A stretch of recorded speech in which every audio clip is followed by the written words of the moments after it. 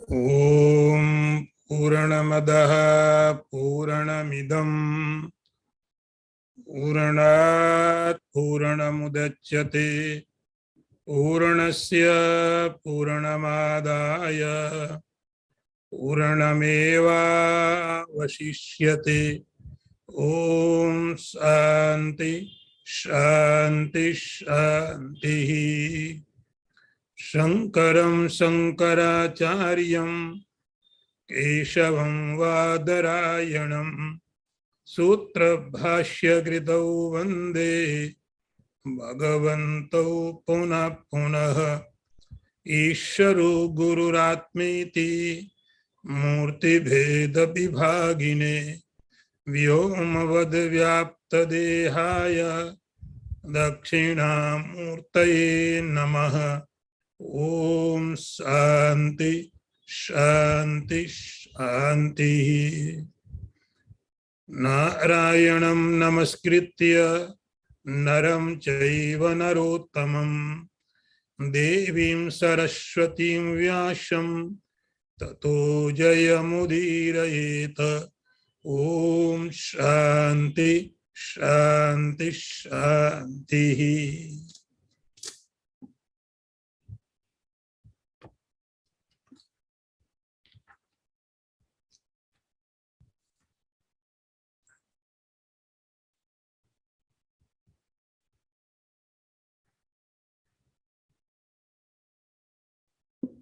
श्रीमद् भगवत गीता का हम लोग विचार कर रहे हैं।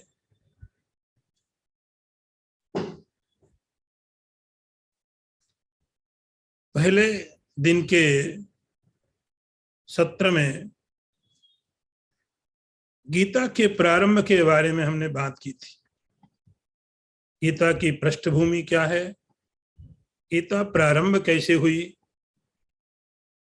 इसके ऊपर में हम लोगों ने बात की थी।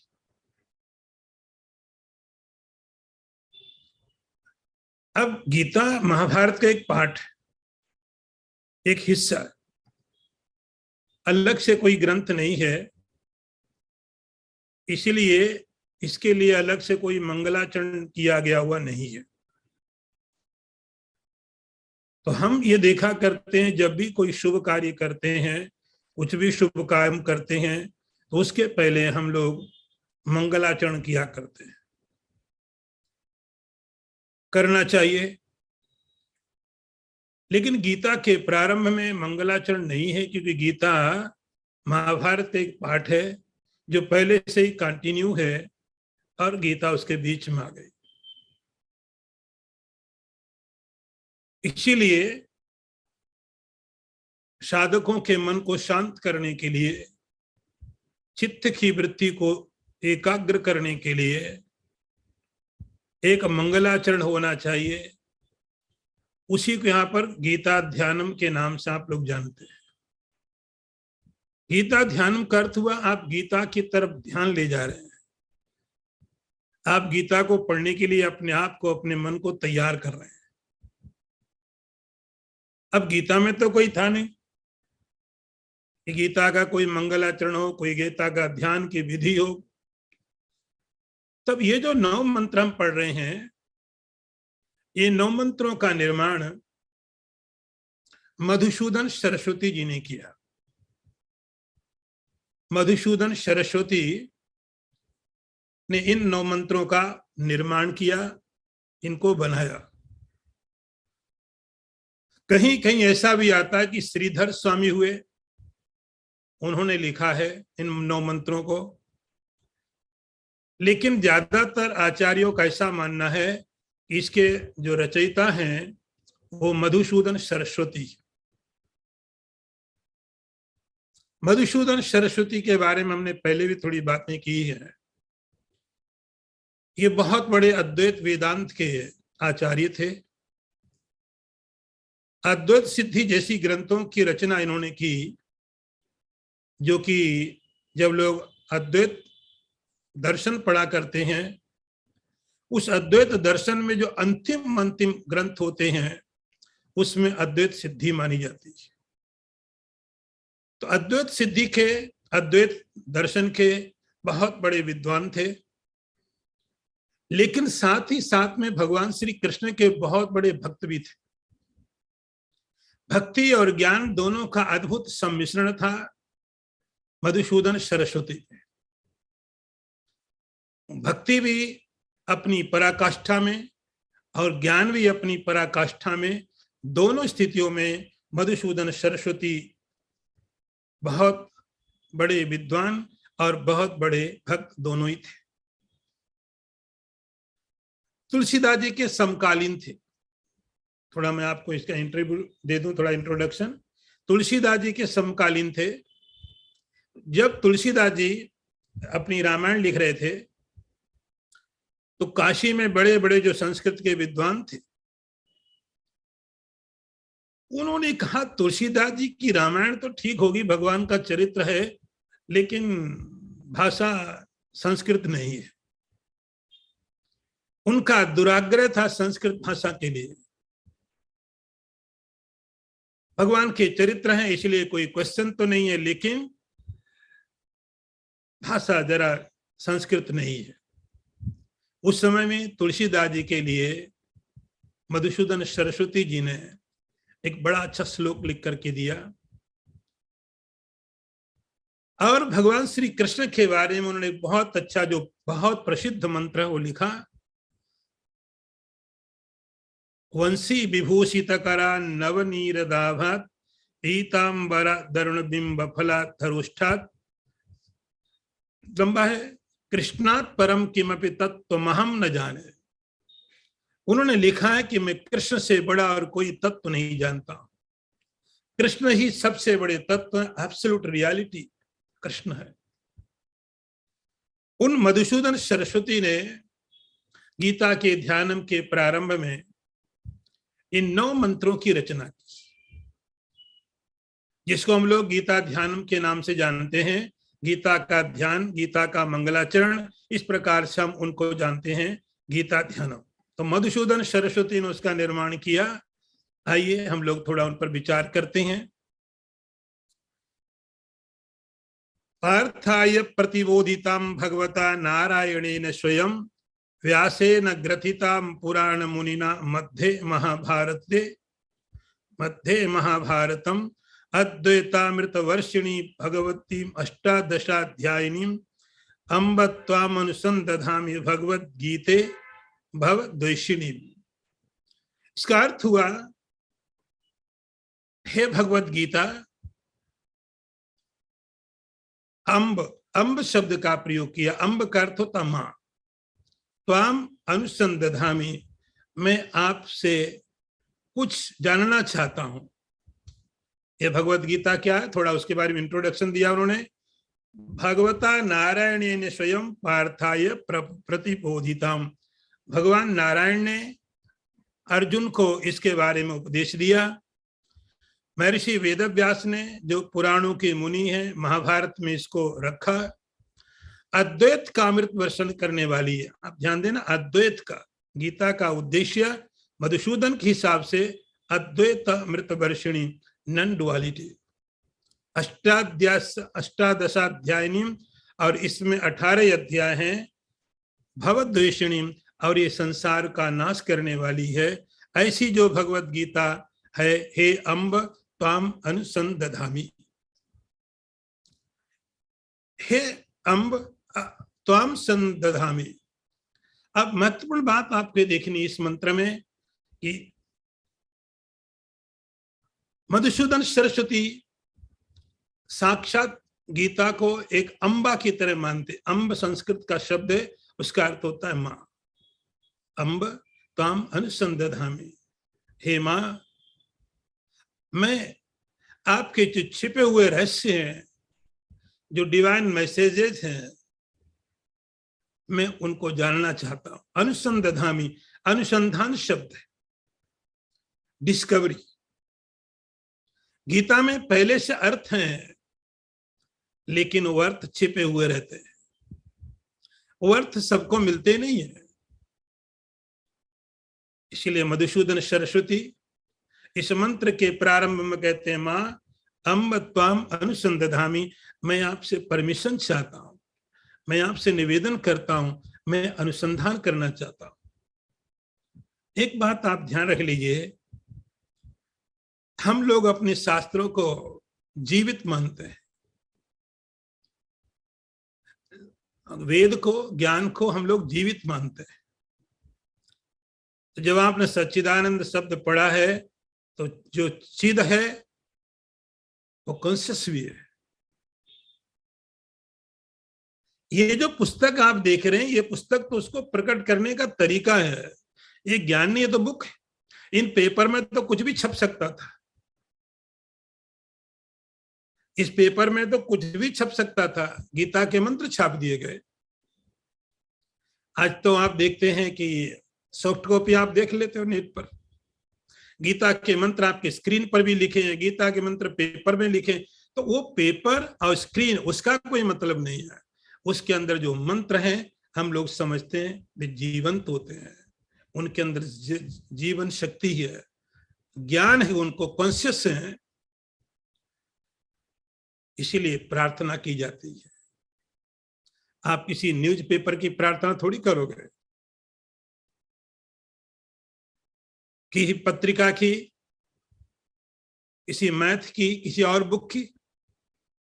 हे अम्ब, मैं आपका अनुसंधान करना चाहता हूं, आपके अंदर जो छिपे हुए रहस्य हैं, आपके अंदर छिपे हुए जो मैसेज हैं, जो मैं इसे नहीं जान सकता हूं, जबरदस्ती पूर्वक आप कृपा करो, मैं उनका अनुसंधान करना चाहता हूं, मैं उनको समझना चाहता हूं, डिस्कवर करना चाहता हूं। उसके लिए इसमें अनुमति मांगी गई। अब अगला मंत्र देखिए, पार्थाय प्रतिबोधिताम भगवता नारायणेन स्वयं व्यासेन ग्रथितां पुराण मुनिना मध्ये महाभारतम अद्वैतामृत वर्षिणी भगवती अष्टादशाध्यायिनी अम्ब ताम अनुसंदधामि। हे भगवत गीते, हे अम्ब, मैं आपसे अनुमति चाहता हूं कि आपके अंदर जो छिपे हुए रहस्य हैं वो मैं जान लूं। अगले मंत्र में जो गीता को लिखने वाले हैं वो है व्यास जी, उनको नमस्कार किया गया। नमोस्तुते व्यास विशाल बुद्धे फुल्लार विंदा यतपत्र नेत्रे एन त्वया भारत तैल पूर्ण प्रज्वालितो ज्ञानमय प्रदीपः। इस मंत्र में व्यास जी को नमस्कार किया गया। गीता को पहले में नमस्कार किया, गीता से अनुमति ले ली, परमिशन ले लिया कि मैं गीता को, उसके रहस्य को समझना चाहता। अब उसको लिखा जिसने, उसके प्रति भी सम्मान होना चाहिए। अब देखिए आप, वेदों में जो ज्ञान है, वेदों में किसने बोला, किसको बोला, इसका कोई महत्व नहीं होता है। महत्व होता है जो बोला गया। लेकिन गीता में, पुराणों में जिसने बोला है, जिसको बोला गया है, उनके प्रति भी सम्मान होता है। ये गीता आपको यदि याद होगा, पिछले बार हम लोगों ने चर्चा की थी, महाभारत का हिस्सा है, जो इतिहास है। इसके रचयिता महर्षि वेदव्यास। वेदव्यास कैसे हैं? वेदव्यास के बारे में लिखा हुआ है, हे वेदव्यास आप कैसे हो? नमोस्तुते व्यास विशाल बुद्धे। हे व्यास जी, हम आपको नमस्कार करते हैं, आपकी जो बुद्धि है, समझ है, वो बहुत विशाल है। आपकी समझ में न केवल संसार के पदार्थ हैं, आपकी समझ में जो सूक्ष्म पदार्थ हैं वो भी आपकी समझ में आ जाते हैं, क्योंकि व्यास भगवान के अवतार हैं। फुल्लार विंदा यतपत्र नेत्रे, आपकी जो आंखें हैं, आपका जो विजन है, आपकी जो दृष्टि है, वो खुले हुए कमल के पत्ते की तरह है। खुले हुआ कमल का जैसे पत्ता होता है। तो व्यास जी की जो विजन है, जो दृष्टि है, वो खुले हुए कमल की तरह ज्ञान का प्रतीक है।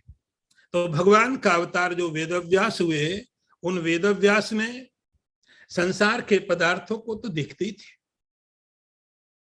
संसार के पदार्थों को भी बहुत गंभीरता से, गहराई से देखते थे। लेकिन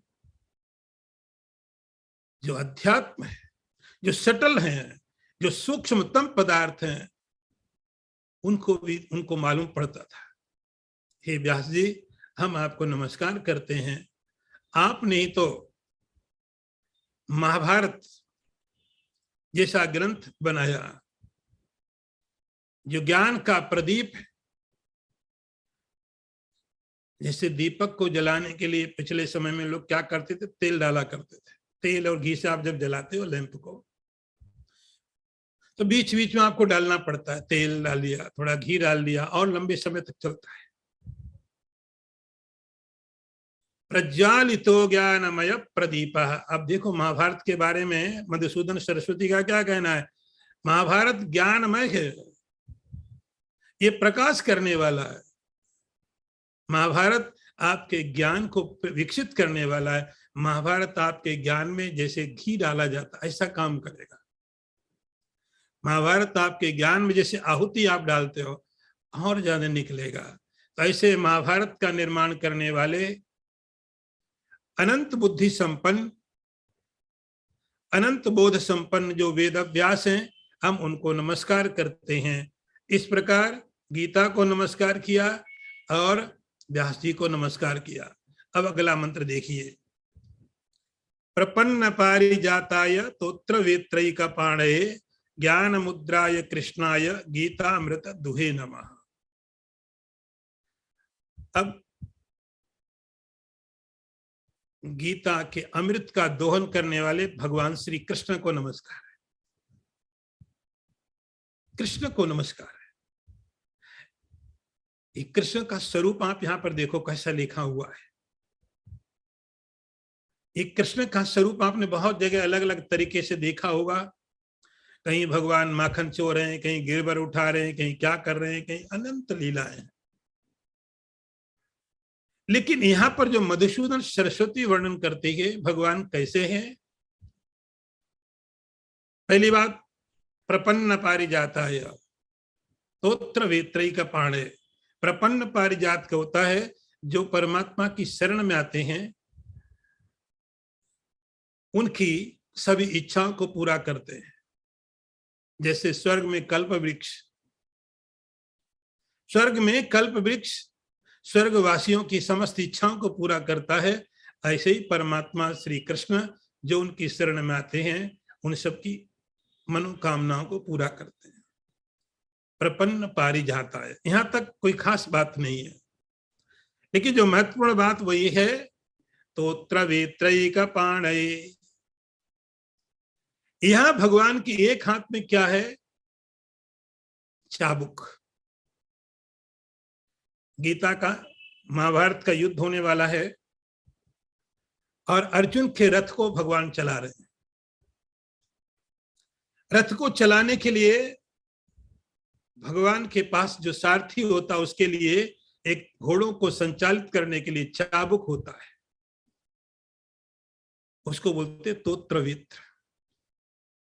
एक हाथ में भगवान ने घोड़ों को तो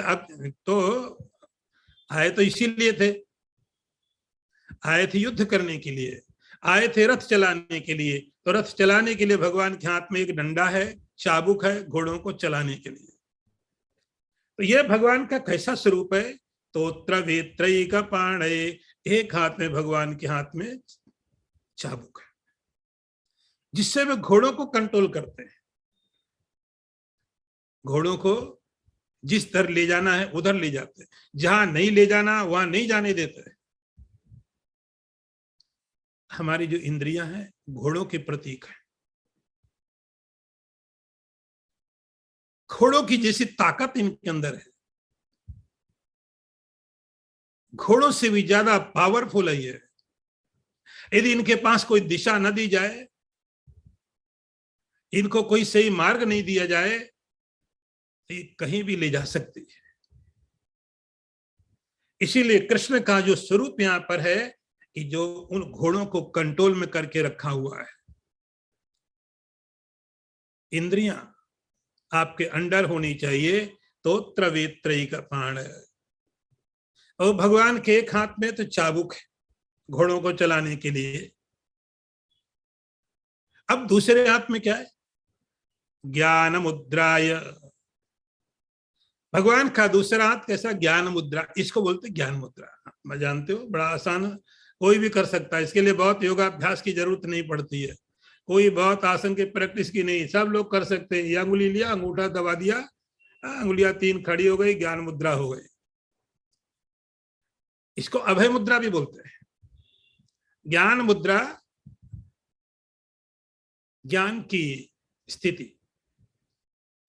तो परमात्मा श्री कृष्ण का स्वरूप यहाँ पर कैसा बताया गया है? उनके एक हाथ में तो वो चाबुक है घोड़ों को चलाने वाला, दूसरे हाथ में ज्ञान मुद्रा है। तोत्र वेत्रैक पाणे ज्ञान मुद्राय। तो भगवान ने गीता को उपदेश किस स्थिति में दिया है? तो लिखा है कि भगवान ने गीता को उपदेश दिया 2 अवस्थाओं में।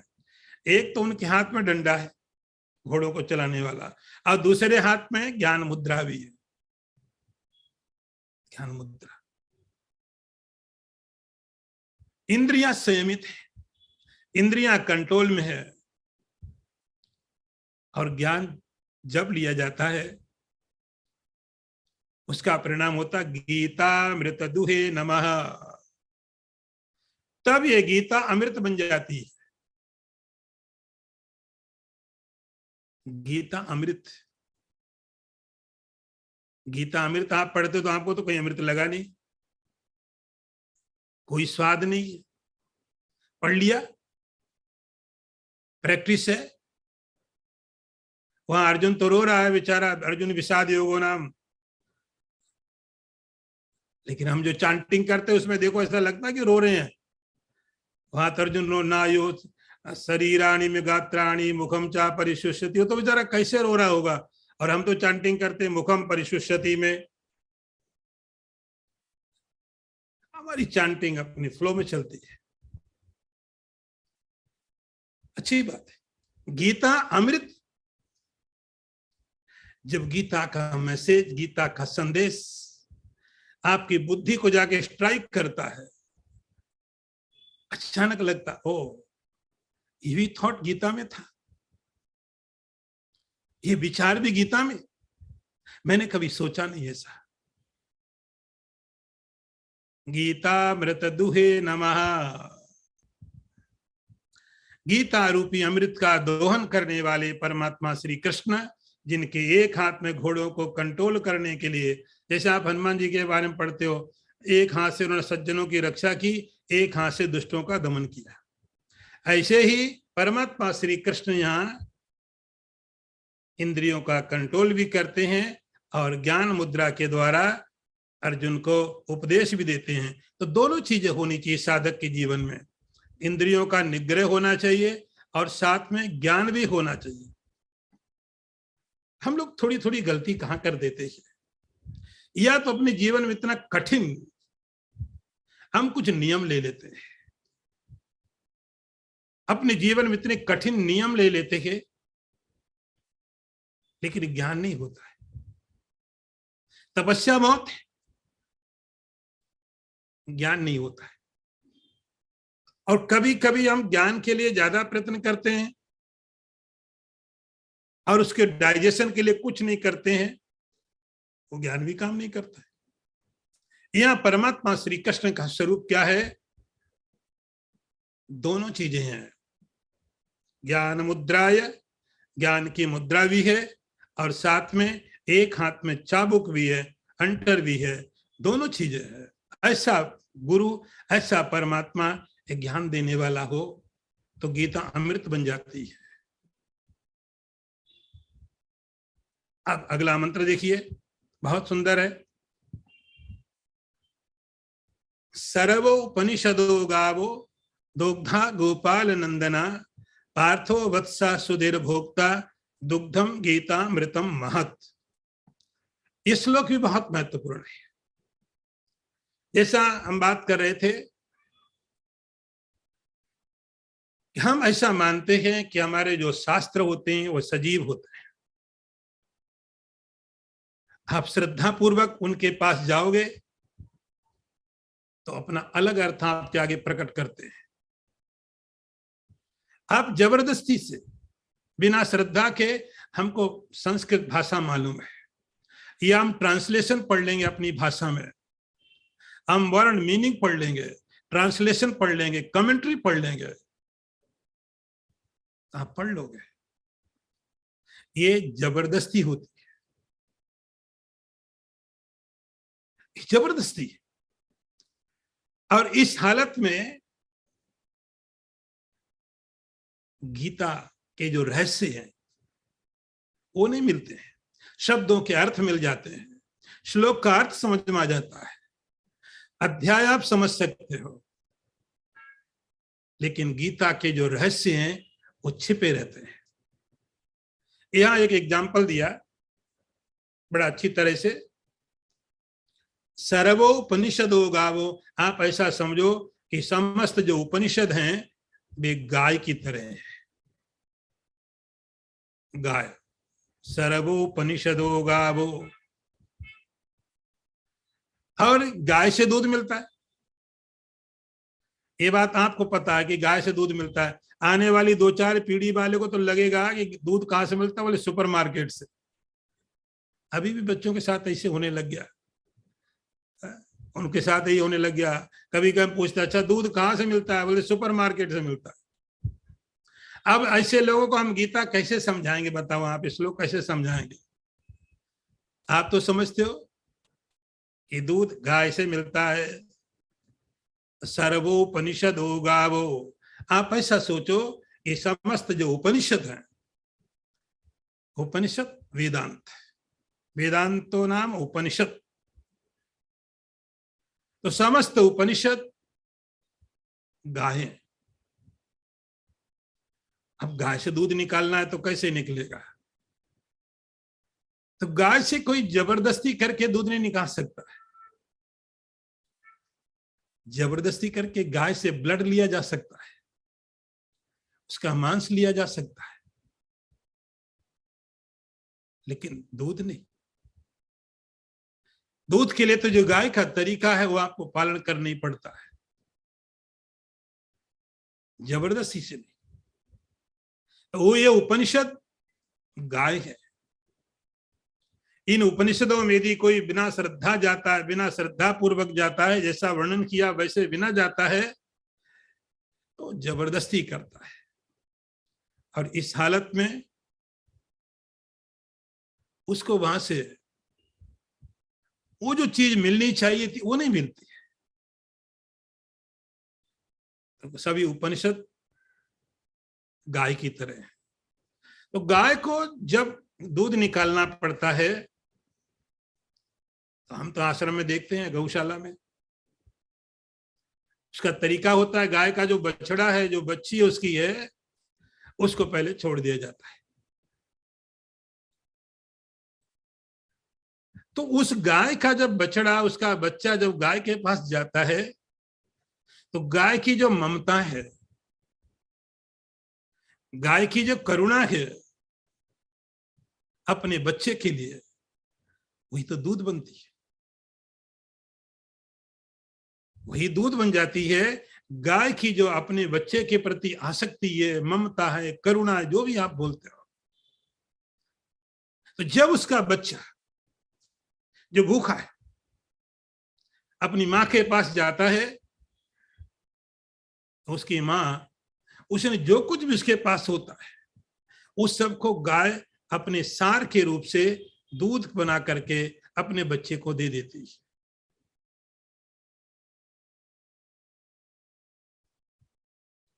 ये तरीका है। और उसके साथ जो ग्वाला होता है, जो काम करने वाला होता है, जिसकी गाय होती है, वो भी दूध ले लेता है, उसका बच्चा भी लेता है और ग्वाला भी ले लेता है।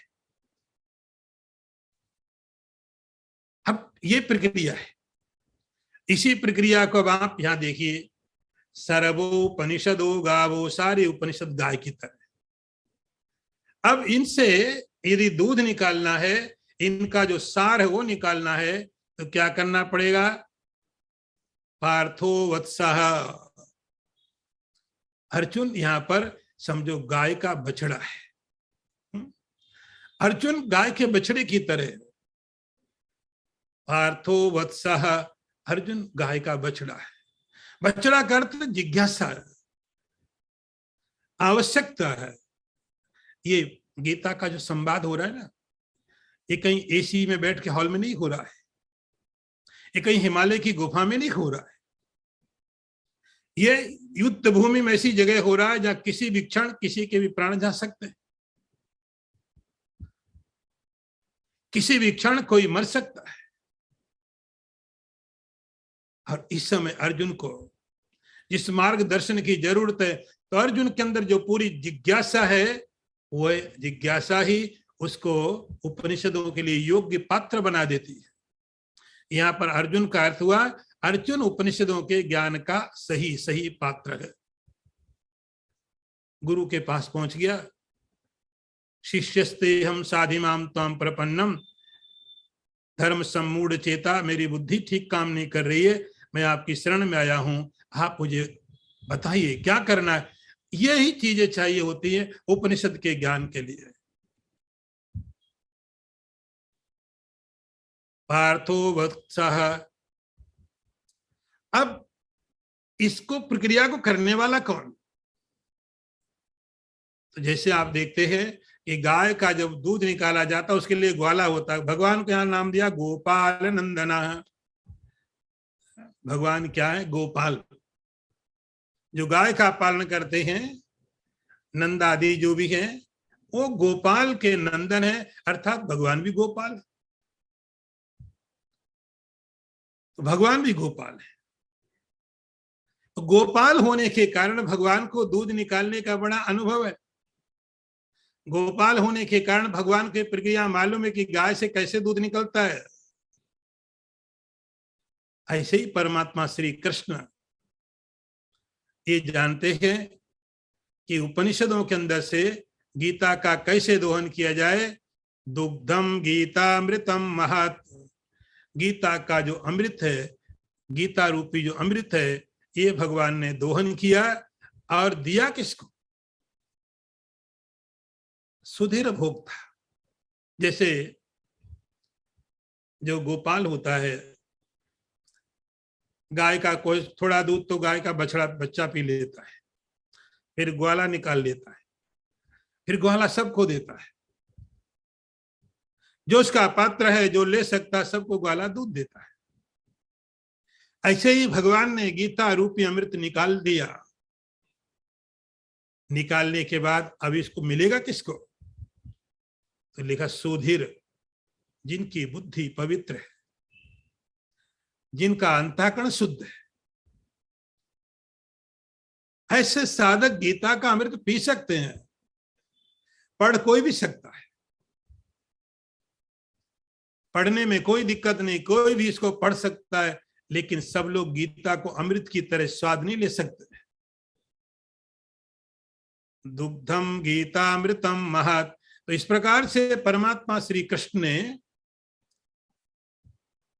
उस गीता रूपी अमृत को निकाला। ऐसा जो काम करने वाले भगवान है। अब अगला मंत्र देखिए, वसुदेव सुतम देवम कंस चाणूर मर्दनम देवकी परमानंदम कृष्णं वंदे जगत गुरुम। अब थोड़ा भगवान श्री कृष्ण के बारे में यहाँ परिचय दिया गया। वसुदेव सुतम, ये जो परमात्मा श्री कृष्ण है, जिन्होंने अर्जुन को उपदेश दिया। अर्जुन को उपदेश दिया, वे भगवान श्री कृष्ण हैं कौन? आपको मालूम है, लेकिन मधुसूदन सरस्वती प्रयास करते हैं कि जो कोई गीता पढ़ने के लिए जाए, हर किसी को कम से कम इतना मालूम पड़ना चाहिए भगवान श्री कृष्ण के बारे में कौन है। वसुदेव सुतम, ये भगवान श्री कृष्ण वसुदेव के पुत्र है। उनकी मां देवकी है, देवकी परमानंदम। और उनको जो काम उन्होंने किए, कंस चाणूर मर्दनम, उनके बहुत बड़े जो बहुत काम किए, लेकिन उसमें जो खास खास काम थोड़ा बता दिया। उन्होंने कंस और चाणूर का वध किया। अब आप देखिए कृष्ण को, बस इतने में इतने में कृष्ण के चरित्र को उन्होंने बता दिया कि ये भगवान वसुदेव के पुत्र हैं, देवकी को परमानंद देने वाले देवकी इनकी मां है, कंस चाणूर का वध करने वाले हैं, ऐसे जो कृष्ण हैं। और ये जो फ्रेज है ये बहुत महत्वपूर्ण है, कृष्णं वंदे जगत गुरुम। हम उस जगत गुरु कृष्ण की वंदना करते हैं, हम उस कृष्ण की जो जगत गुरु हैं उनकी वंदना करते हैं। अभी आप कई बार देखते हो बहुत जगह लिखा होता है अमुक महात्माओं के आगे जगत गुरु बहुत जगह लिखा होता है। कोई भी लिख ले, कोई सर्टिफिकेशन नहीं है। मधुसूदन सरस्वती कहते हैं कृष्ण जगत गुरु है। जगत गुरु का अर्थ है उनके जो मैसेज, उनका जो संदेश है पूरे संसार के लिए है, अर्जुन के लिए अकेले नहीं। यहां अर्जुन गुरु नहीं कि भगवान ने अर्जुन को उपदेश दिया तो भगवान अर्जुन के गुरु हैं। ये भगवान कैसे, कृष्णम जगत गुरुम वंदे, हम जगत गुरु कृष्ण के नमस्कार उनको करते हैं। भगवान का ये जो मैसेज है गीता का, ये जो उपदेश है, ये संसार के हर व्यक्ति के लिए। इसलिए तो आप देखते गीता में इतनी वैरायटी है, गीता में इतनी विभिन्नताएं हैं, गीता में इतने प्रकार हैं। किसके लिए? हर किसी के लिए। किसी भी देश में कोई व्यक्ति हो, किसी भी काल में कोई व्यक्ति हो, किसी भी उम्र एज में हो, कोई पढ़ा हो बिना पढ़ा हो, ये गीता का ज्ञान सबके लिए है। गीता के ज्ञान के लिए भगवान ने भेदभाव नहीं किया, हर कोई इसका अधिकारी है। कृष्ण जगत गुरु है, सारे संसार के लिए अवेलेबल है। अर्जुन के लिए भी है, दुर्योधन के लिए भी है, हर एक व्यक्ति के लिए। तो परमात्मा श्री कृष्ण के जो संदेश है,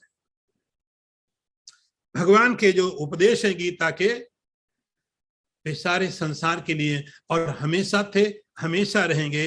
इसलिए हम ऐसे परमात्मा श्री कृष्ण को नमस्कार करते हैं जो जगत गुरु के रूप में सारे संसार में है। अब अगला मंत्र देखिए, भीष्म द्रोण तटा जयद्रथ जला गांधार नीलोत्पलः शल्यग्राहवती कृपेण बहिनी करणेन वेलाकुलः अश्वत्थाम विकर्ण घोर मकरा दुर्योधनावर्तिनी सोत्तीर्णा खलु पांडवैरण नदी कैवर्तका केशवः।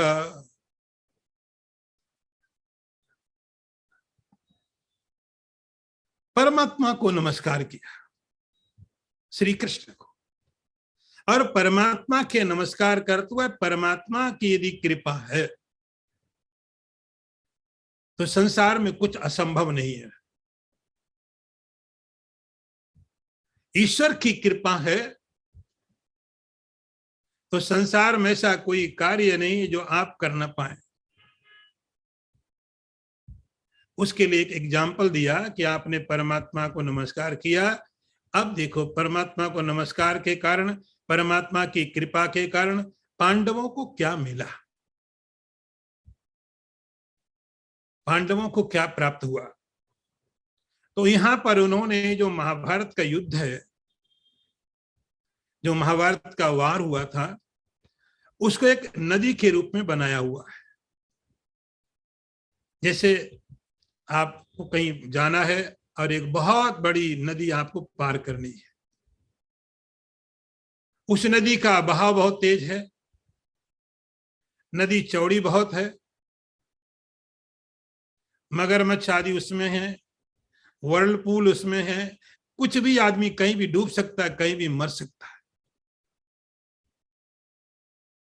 लेकिन यदि आपके पास एक बहुत अच्छी बोट हो और उस बोट को चलाने वाला कोई बहुत अच्छा आपको मिल जाए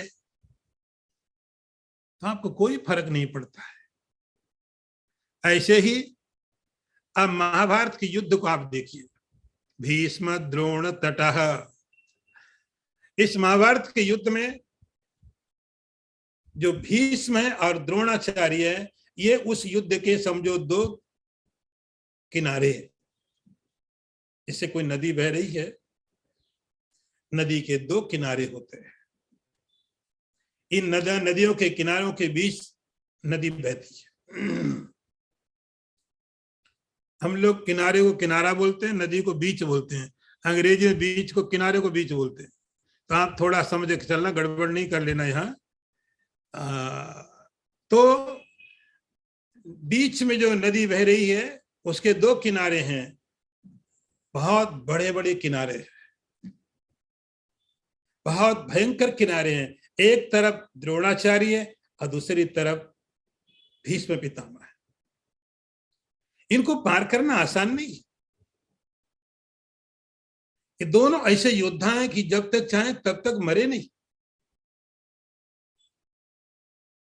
दोनों के द्वारा पांडवों की जो सेना है वो रक्षित है।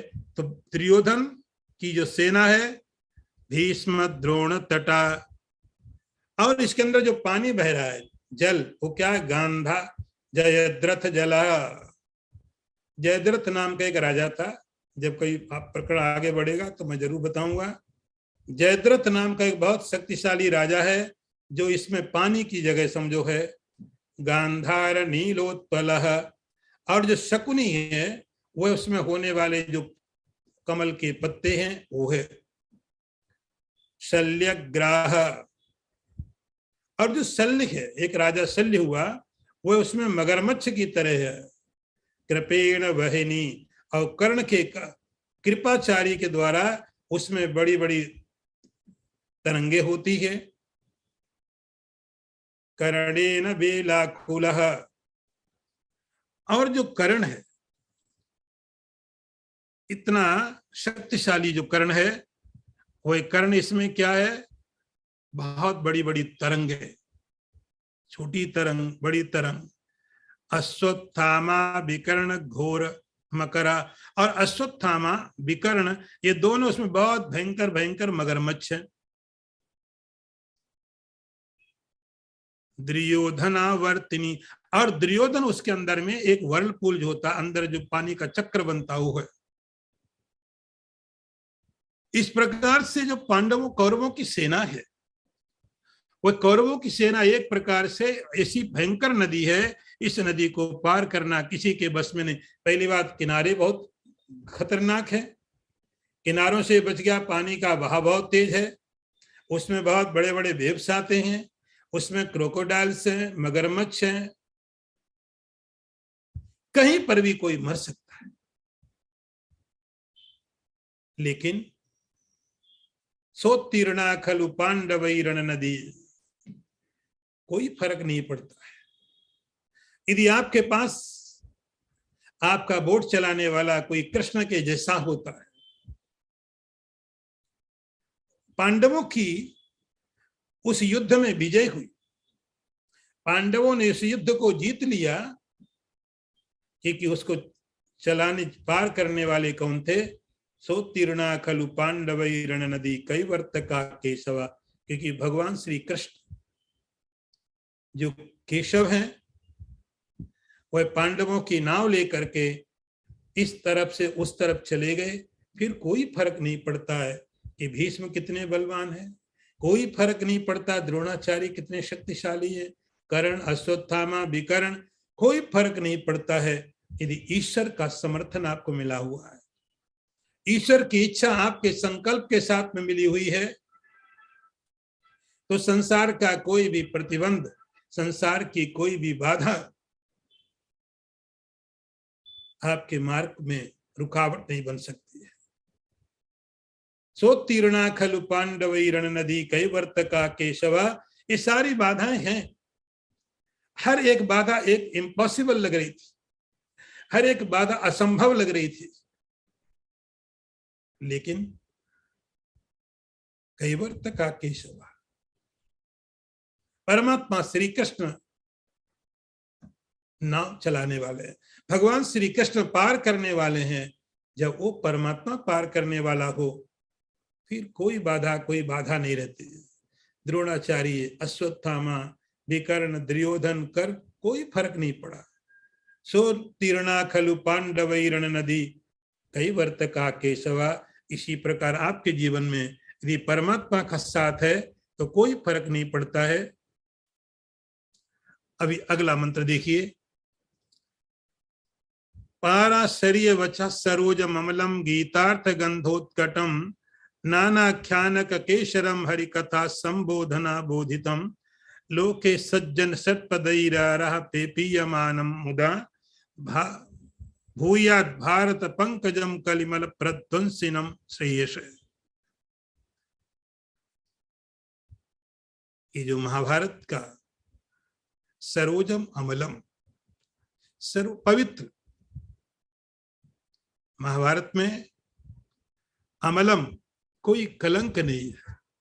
उसका जो फूल है गीतार्थ गंधोत्कटम, गीता के जो गंध है, गीता की जो सुगंधी है, उस सुगंधी के द्वारा वह सुगंधित हो रहा है। महर्षि वेदव्यास के वचन है और अनेक प्रकार की जो उसमें कथाएं हैं, साथ में भगवान की कथाएं, हरि कथा संबोधना बोधितम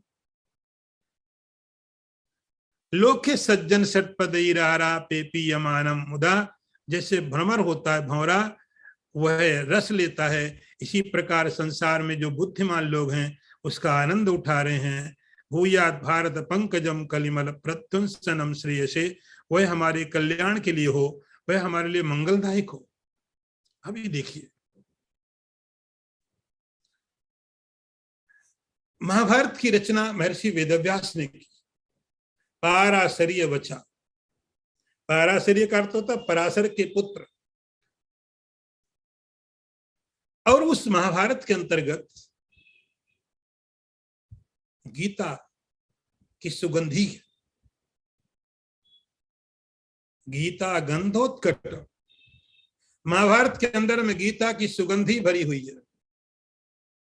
इससे ज्यादा अच्छा ग्रंथ कहां मिलेगा। अरे जिस महाभारत में गीता जैसी सुगंध हो उसको आप खराब कैसे कर सकते हो। अमलम बहुत पवित्र है।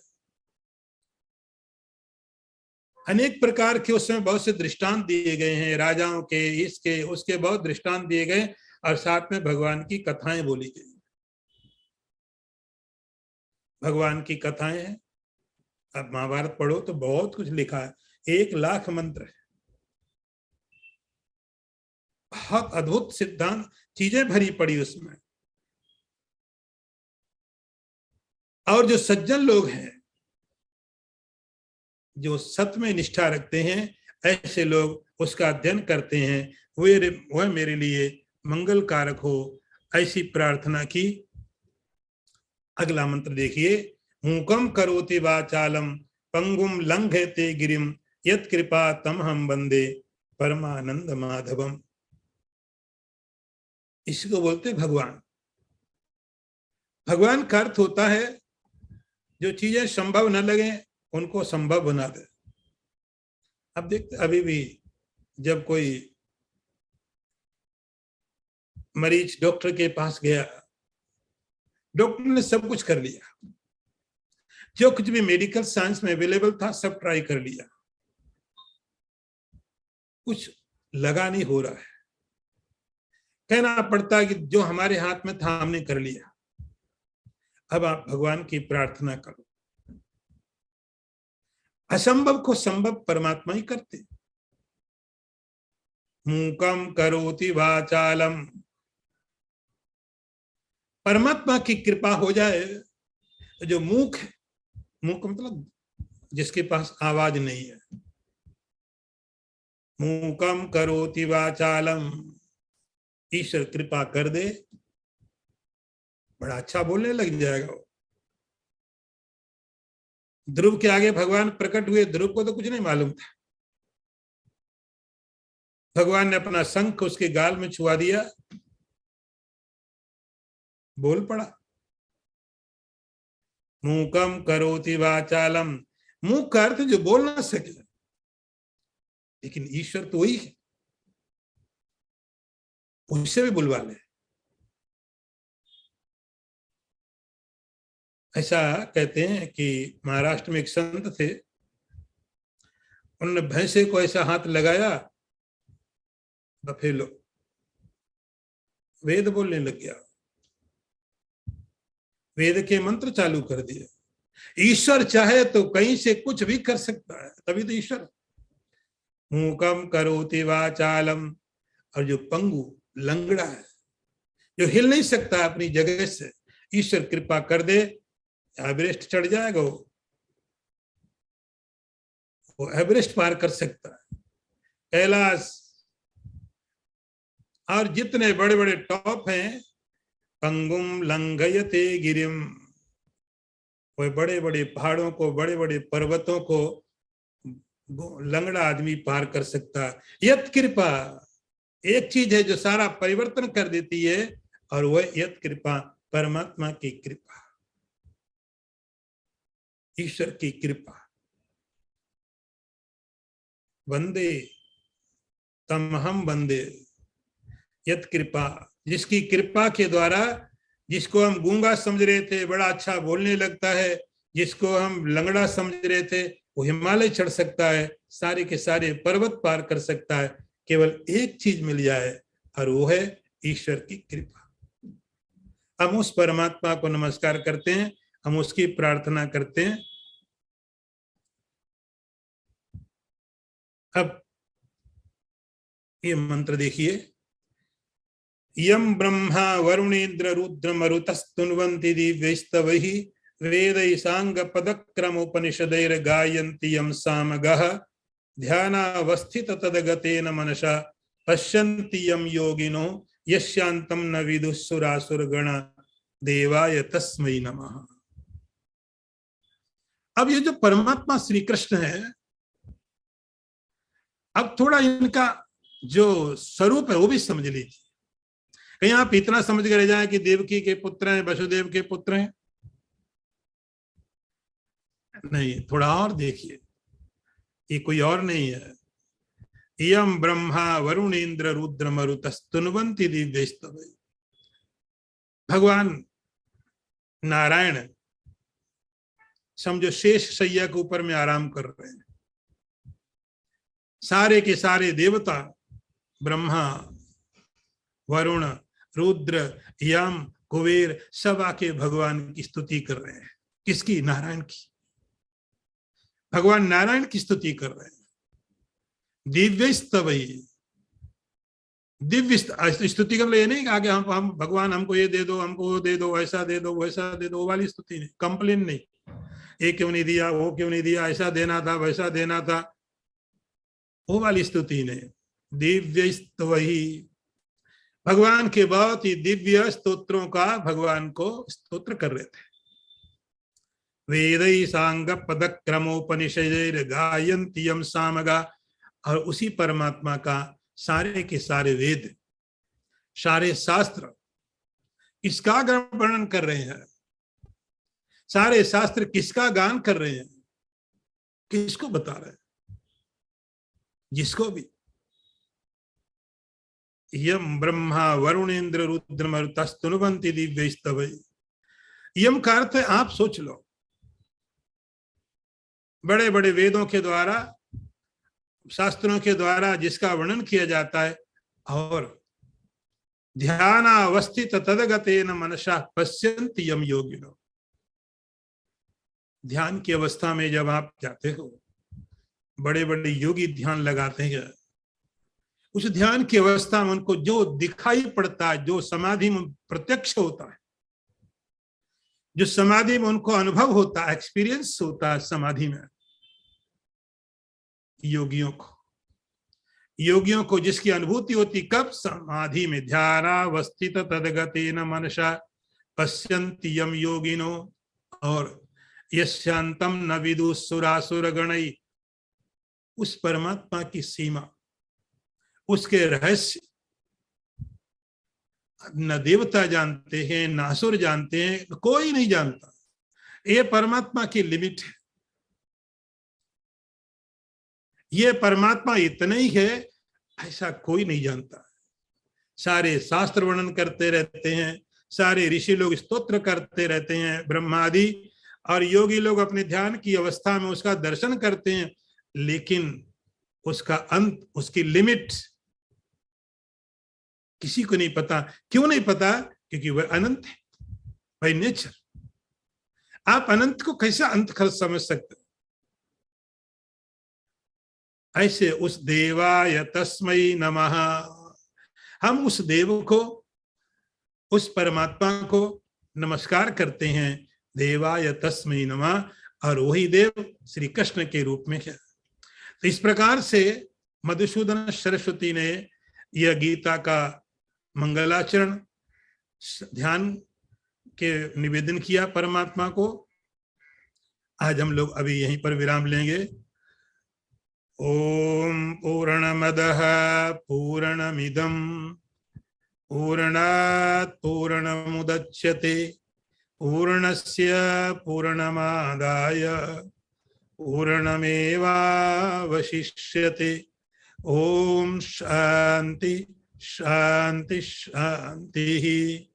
शंकरं शंकराचार्यं केशवं वादरायणं सूत्रभाष्यकृतौ वन्दे भगवन्तौ पुनः पुनः। ईश्वरो गुरुरात्मेति मूर्तिभेद विभागिने व्योमवद्व्याप्तदेहाय दक्षिणामूर्तये नमः। ओम शांति शांति शांति। नारायणं नमस्कृत्य नरं चैव नरोत्तमं देवीं सरस्वतीं व्यासं ततो जयमुदीरयेत।